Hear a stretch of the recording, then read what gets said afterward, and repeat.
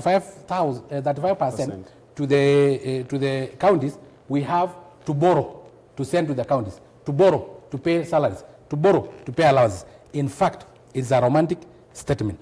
And tax holidays for the youth is very good, yes. And the youth have really taken it up positively. But surely, does it mean legalizing 7 years of jobless tamaki? Because youth don't need sympathy. They need job opportunity. Give them jobs.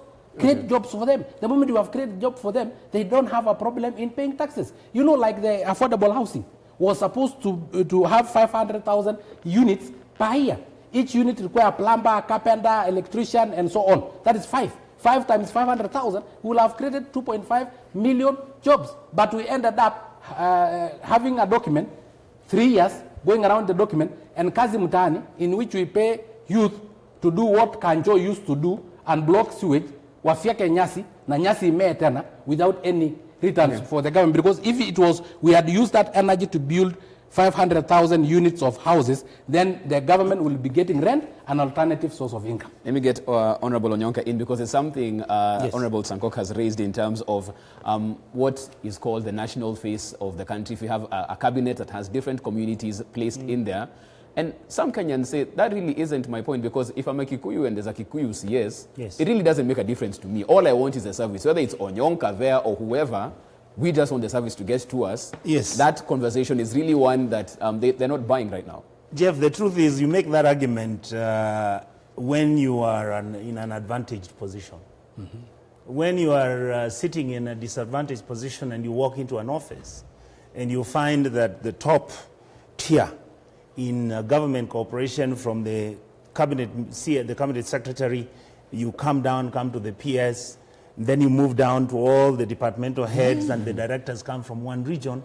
As a person of Kenyan descent or as a Kenyan citizen, you feel disenfranchised. It's exactly what in the US you see when they're talking about their major problem is race.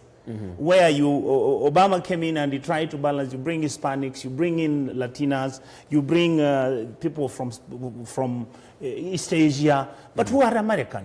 It blends better. It makes us feel united, and it makes us accept that our reality is that we actually we are having our diversity, but it's a strength. It's not a weakness. So this argument that some Kenyans are making that they don't care what the tribe is, that is exactly what the problem with our country. In fact, that is why I am so excited. Like my brother has said, there are some things which are being implemented. For example, TSC did delocalization.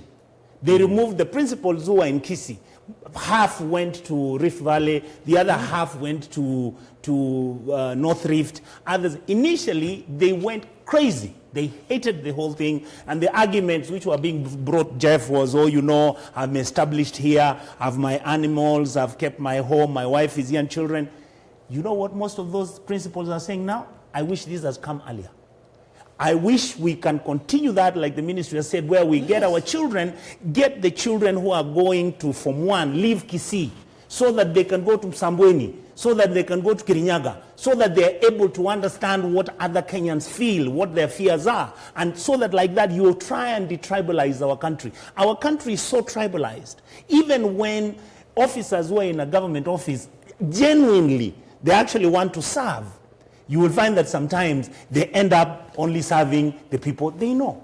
And it's not that it is their DNA which is wrong. You only serve people, for example, better who speak the language you do. When we're in the US or you go to Britain and you find a black person, if that individual is a taxi driver and he speaks Swahili to you, automatically the relationship grows. You change a lot of things, the way you handle them and all that. So what we are saying, yes, in Kenya today, and Jeff, I really listened to what President Uhuru said in Kisii.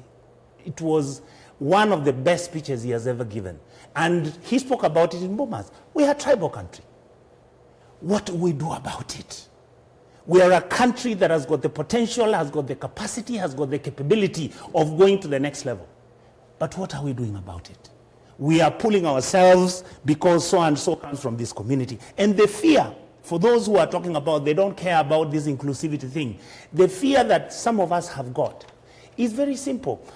What do we do to make it possible that for me, quote unquote, who comes from that small community, for my brother Sankok, who comes from the community of people with disability, can have a chance of one day becoming president of Kenya. The issue is not whether we want prime minister or we don't prime minister. Jeff, if you look at the way parliament is designed, the majority leader is actually the prime minister. The deputy is the deputy majority and the whip. We are not creating anything that is unique. What we must do is agree with us Kenyans. Can we start talking with each other? Can we find out what the problem is? I'll give you a small example before I take too long. I'll give you an example, Jeff. I want to run for governor. But in Kisii, the current governor comes from, quote unquote, my clan. So people in Kisii are asking me, boss, you know, you people have been in this thing for 10 years. Right. Mheshimiwa Onyonka, can't you go for something else? So that at least this thing goes to another place. Right. That is such an intense issue. And it is something I'm asking myself about. This politics of domination. I know I'm qualified. I know I would make a fantastic governor. I know that if people looked at me on merit, they would most probably vote for me. But I am also sensitive to the position that the people who would want to vote in Kisii feel that this negotiated democracy, which we have been trying to manage at the county level, bring that community, bring this community, bring that one, bring that one. Can we bring 2-3 individuals from the people with disability? Can we bring, like in my area, I have members of the Luo community in my constituency. Is it possible that members of the Luo community can actually be nominated and selected as CEC in Kisii, which has never happened forever? That's an interesting conversation. Millie, I want you to come in on this one as well, because with this particular document moving forward and what we're trying to try and establish in terms of this inclusivity, even in terms of the government, are you seeing us getting to a point where, if it really is trying to make sure it's not all about the big 4, big 5 tribes, we're going to have an Ogiek prime minister soon? Is that what this report delivers as we move forward?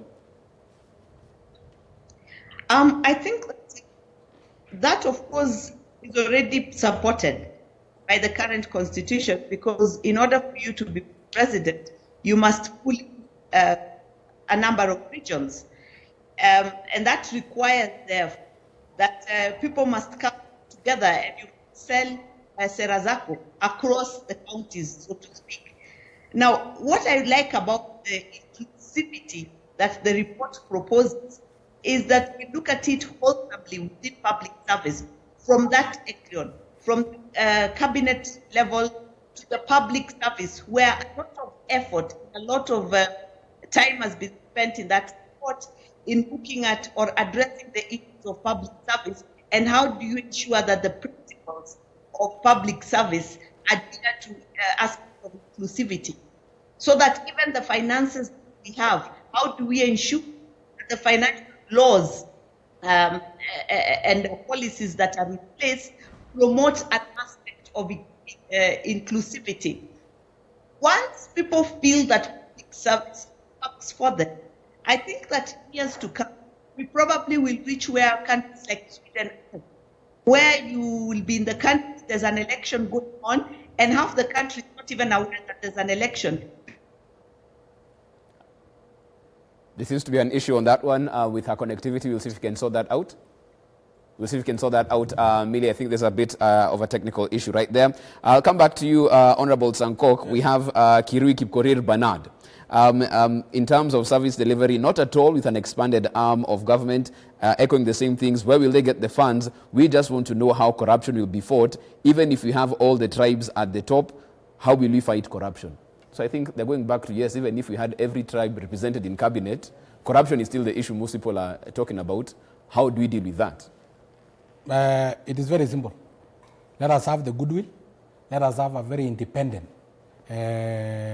investigative authorities like DCI, and even the police being very independent, and the judiciary. That is why I also have a reservation about the Judiciary Council. I don't know something. I've read it.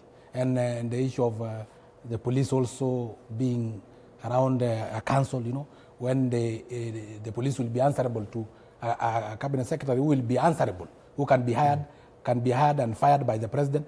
We are creating an imperial president with all the powers, more imperial than what we had during the Moi days.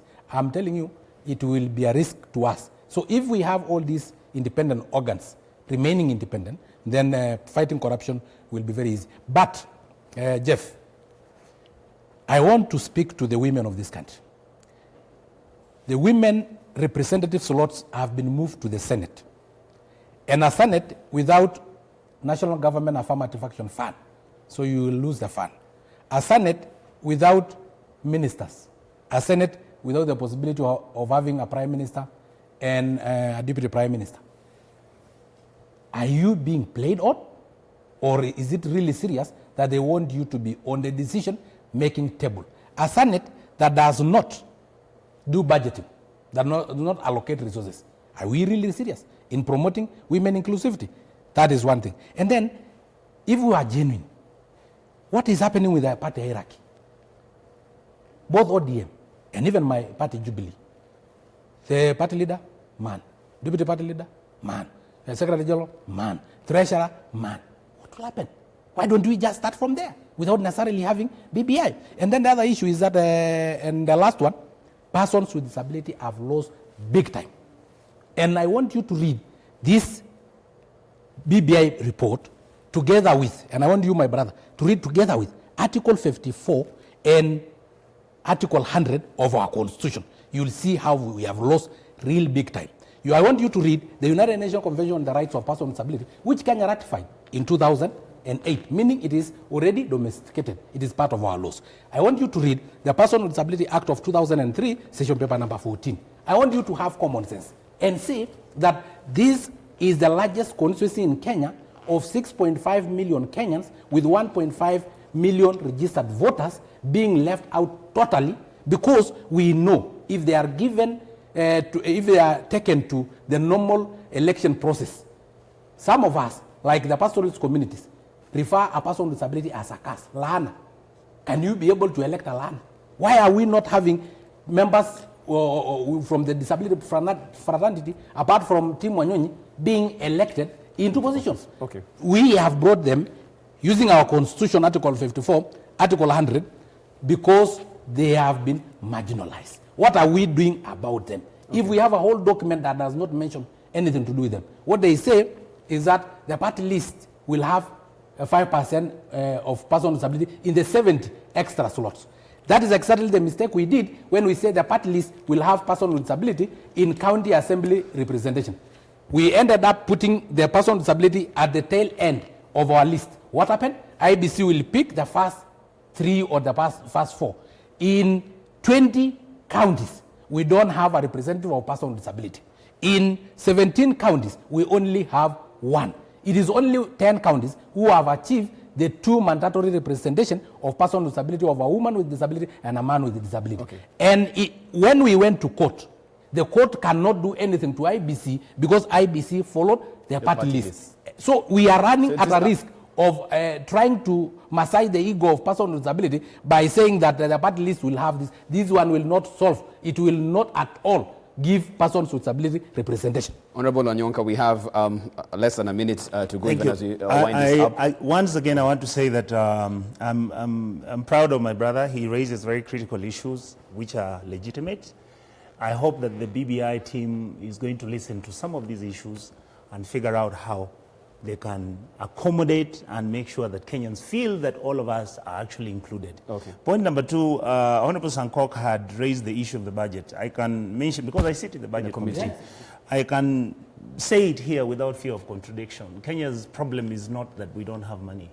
Kenya's problem is that the money is being misappropriated. We are losing about 400 billion shillings every year. Given the fact that if it wasn't for the coronavirus, the economy had reached a stage where we were actually going to move to about 1.6 trillion shillings collectible revenue. And also the structures which have been put in place. If you look at what happened from Moi's time, we were 200 billion. Kibaki came in, we were at 700 billion. Since then, we moved to 900 billion. The economy, if it wasn't for the issue that came up, that for me is never an issue. So the money, as with a lot of due respect, my brother is saying that this is basically a superficial issue. It's not. I think that let us put this in the Constitution and say how much money county governments will get, because that is the big one. to begin with. Number two, I only want to pray and really humble myself to all Kenyan leaders. Kenyans are really sick and tired of us fighting.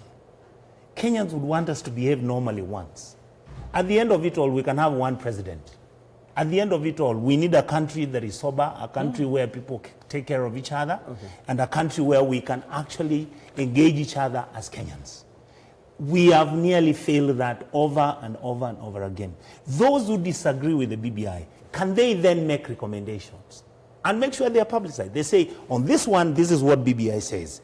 Our recommendation, like I would wish the deputy president to say that. I would want him to actually come up and say, you remember 2 years ago, he was at the Chatham House. He said he agrees with the Prime Minister. He agrees with the position of Deputy Prime Minister and Prime Minister. He said he agreed with us bringing the gender rule. The question is, yes, there are issues about what women are going to go through when they go to the Senate. But you see, Mheshimiwa Sankok, it is nearly an illegality what is happening with the current constitution on CDF and the Women Fund. We should never hold that money. Okay. I need to get Millie in very quickly. Millie, we have 30 seconds before we wrap this up. What is your parting shot? Very quickly. I think that we need to read the document very carefully. Look at something like what BBI is proposing on shared prosperity. They want the country to be able to have policies in place that would revamp certain areas, of course, manufacturing being one, but including agriculture. Now, I heard during the launch of BBI, the deputy president, for example, talk about agriculture being left out. And I see there's actually a policy. And maybe if he looked at that, he would be able to see how better it can be tweaked to be able to address the issue of agriculture so that it is we are able to create a bigger cake for the rest of the country or for the whole country to be able to share.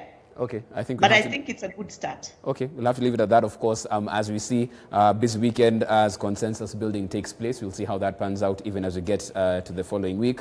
We'll have Honorable Sankok. We'll do this next week. We don't have enough time. I just request Sankok, in the name of God. It is over. It is over. Please, the proponent of BBI, please don't punish 6.5 million Kenyans with disability because you hate Sankok. I support. That's why we leave it as far as that's concerned. Yes. Honorable Richard Onyonka, thank you so much for that. A handshake in play as well. Thank you so much for your time as well, Honorable Sankok. Joining the conversation virtually, Mili Luanga, thank you so much for your time as well. Let's take a short break right now. We are back on the other side as we get interactive. This is K24 This Morning.